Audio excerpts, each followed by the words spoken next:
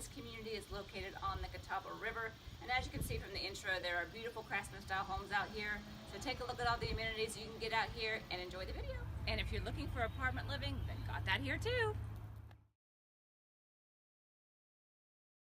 Here I am at the quaint shops at Riverwalk, right across the street from the Catawba River. They even have dog bowls for your dog in case they get thirsty.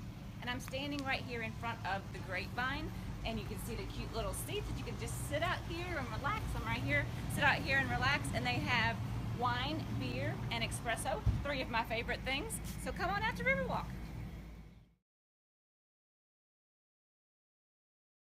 At Riverwalk is a gorgeous place to take a leisurely stroll or take a run. I've actually run this myself. It's 2.5 miles in, 2.5 miles out. Today's not the day, but I am here to show you a glimpse of this beautiful community and all the amenities it has to provide you.